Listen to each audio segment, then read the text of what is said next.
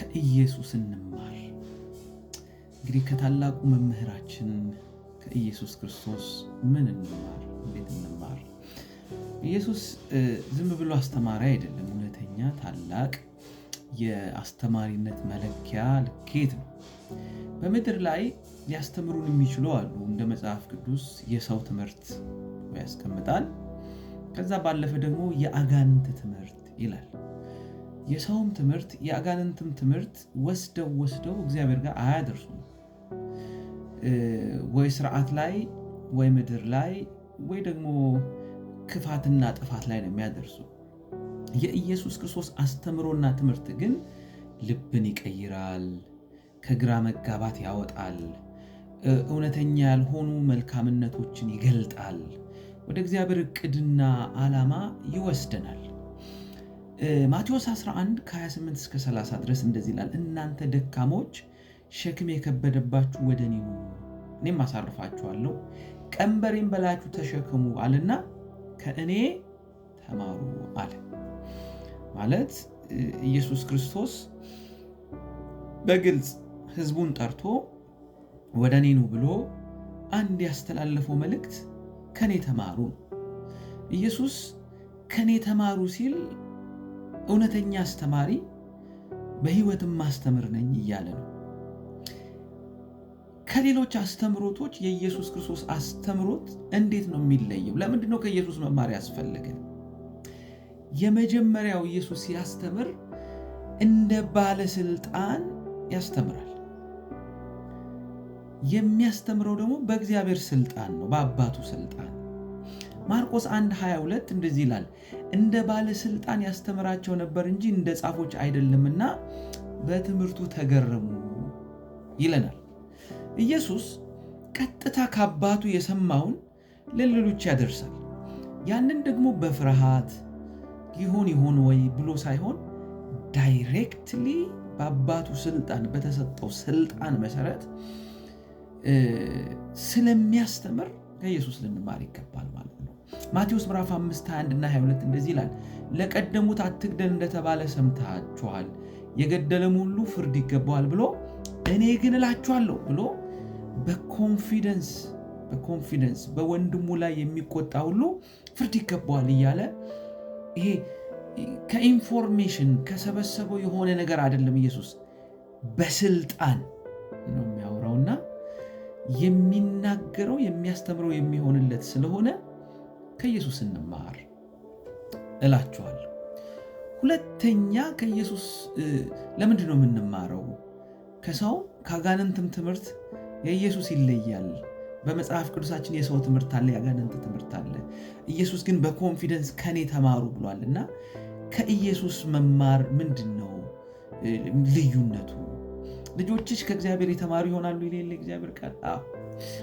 ሁለተኛው ፖይንት እርሱ የሚሰብከውን የሚያስተምረውን የሚኖር ስለሆነ ማቴዎስ 22:16 እንደዚህ ይላል፣ ደቀ መዛሙርቱንም ከሄሮድስ ወገን ጋር ላኩበት፣ እርሱም መምህር ሆይ እውነተኛ እንደሆንክ በእውነትም የእግዚአብሔርን መንገድ እንደምታስተምር እናውቃለን፣ ለማንም አታዳላም፣ የሰውን ፊት አትመለከትምና ይላል። ይሄ የሌሎች ሰዎች ምስክርነት ነው። ደቀ መዛሙርቱም ከሄሮድስ ወገን ጋር ላኩበት ብሎ መምህር ሆይ አሉት። አንተ ረቢ ነህ፣ መምህር ነህ። እና እኛ ስናይ እስከዛሬ ስንከታተል እውነተኛ እንደሆንክ አይተናል። የእውነተኛነት ማረጋገጫ ደግሞ እንትና ሀብታም ነው፣ እንትና ድሃ ነው፣ ቪአይፒ ወንበር የለህም፣ ሞቅ አድርጎ አስራት ለሰጠ ቆንጆ አድርጋ አታስተምርም፣ ትንቢት አትተነብይም፣ ወደፊት ውጡ አስራት የያዛችሁ ብለህ ለነሱ ስትጸልይ አይታየም። አንተ ለማንም አታዳለም። አንተ የሰውን ፊት አይደለም አይተህ የምታገለግለው፣ ልብን አይተህ ሰውን አይተህ የመጣኸው ራሱ ለሰው ልትሞት ነው። ለማንም የማታዳለን እና በስልጣን ነው የምታስተምረው። ደግሞ የምትሰብከውን ነገር እየኖርከው ነው የምታስተምረው። ከዚህ የተነሳ ከኢየሱስ እንማር። ሶስተኛ ቀላል ታሪኮችንና ምሳሌዎችን ይጠቀማል ኢየሱስ። ምሳሌዎች በሰው ልብ ውስጥ በሰው ሕይወት ውስጥ ቶሎ አዳፕት የማድረግ እንዳንረሳቸው የማድረግ አቅም አላቸው። ኢየሱስ ደግሞ በብዛት በምሳሌዎች በታሪኮች ሲናገር ሲያስተምር ታዩታላችሁ። የኢየሱስ ምሳሌዎችና ታሪኮች ግን የአባቱን ፍቅር የመጣበትን አጀንዳ የሚገልጹ ናቸው። ለምሳሌ ሉቃስ 15:11-32 የጠፋውን ልጅ ያሳያል እና ምን ያህል የአባት ፍቅር የእግዚአብሔር ፍቅር ትልቅ እንደሆነ የሚያሳይ ነው።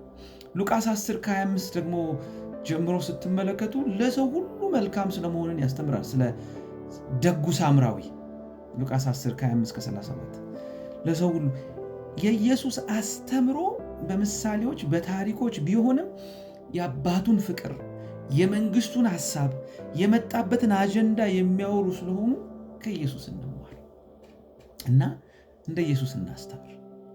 ሶስተኛው በውጪ ላሉት ይጨነቃል። ይሄ መምህር ኢየሱስ ለሌሎች ይጨነቃል፣ ለሌሎች ያስባል።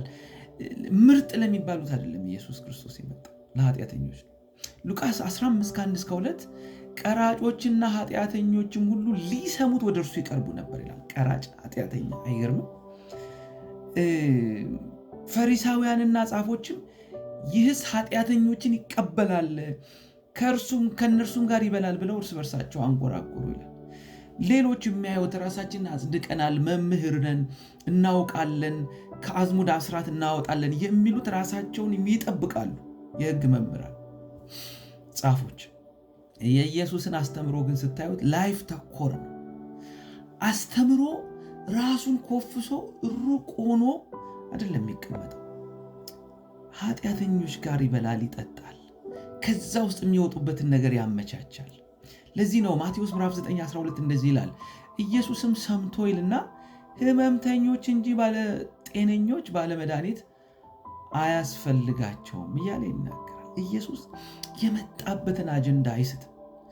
ብዙ ጊዜ እኛ ሀገር ላይ አገልግሎትና ክርስትና ፌል ያደረገው በድህነት ውስጥ አይደለም፣ በሀብት ውስጥ ነው ብዬ አስባለሁ። ሰዎች ዝናን ሲያገኙ፣ ገንዘብን ሲያገኙ የተነሱበትን ነገር ይረሱትና ሰውን እንደምንም ይቆጥራሉ። ሰው በጣም ተቸግሮ 3 ሰዓት ላይ ቀጥሯቸው ማታ 11 ሰዓት ላይ ሊመጡ ይችላሉ ለመጸለይ። ላይመጡም ይችላሉ፣ ስልክ ሊዘጉም ይችላሉ። ኢየሱስ ግን የመጣበትን አጀንዳ አይስትም።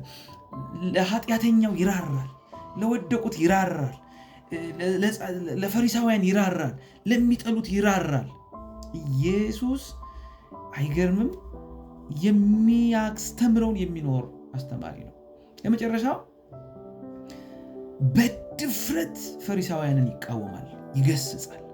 ማቴዎስ 23:23-24 እንደዚህ ይላል፣ እናንተ ግብዞች ጻፎችና ፈሪሳውያን ከአዝሙድና ከእንስላል ከከሙር አስራትን ስለምታወጡ ፍርድና ምሕረትን ታማኝነትን በሕግ ያለውን ዋና ነገር ስለምትተዉ ወየውላችሁ። ሌላን ሳትተው ልታደርጉ ይገባችሁ ነበረ። እናንተ እውሮች መሪዎች፣ ትንኝን የምታጠሩ ግመልንም የምትውጡ ናችሁ እያለ እነዛ የሚያስፈሩ ከተማን የሚመሩ በጣም ጸድቀናል የሚሉትን ለነሱ እንኳን የማይመለስ የሚያመቻመች አስተማሪ አይደለም።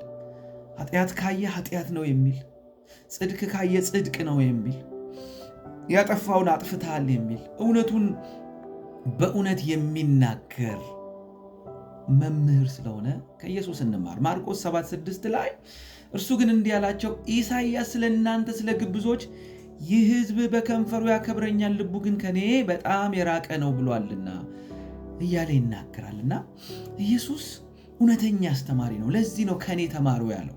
ለምን? ማንንም አይፈራም። ኃጢአተኛውን ኃጢአተኛ ነው ይላል። መገሰጽ ያለበትን ይገስጻል። ማለት ቅልጥም ሲያበሏቸው የሚተነብዩ እንደሚለው እንደሱ የሚሸወድ አይደለም። በአሁን ዘመን ያለን አስተማሪዎች መልክ አይተን ገንዘብ አይተን የሆነ ነገር አይተን ሳይሆን ከእውነት ጋር ልንወግን ይገባል ነው ትምህርቱ። ሌላ ደግሞ ለሌሎች ግድ ሊለን ይገባል፣ ለወደቁት፣ ሰው ለማያስባቸው። ከዛ ባለፈ ደግሞ የኢየሱስ ክርስቶስን የማስተማር ሜቶዶሎጂዎች ልንጠቀም ይገባል። ከዛ ደግሞ የምንሰብከው ልንኖር ይገባል። እኔ የምናገረውን እንጂ የምኖረውን አትዩ እያልን ልናስተምር አይገባም። ደግሞ እንደ ባለስልጣን፣ እንደ አምባሳደር፣ ሰማይን እንደሚወክል ሰው ልንኖር፣ ልንንቀሳቀስ፣ ልናስተምር ይገባል። ይህንን ደግሞ ከኢየሱስ እንማር። የኢየሱስ አስተምሮ ይበልጣል። አሜን። ተባረኩ።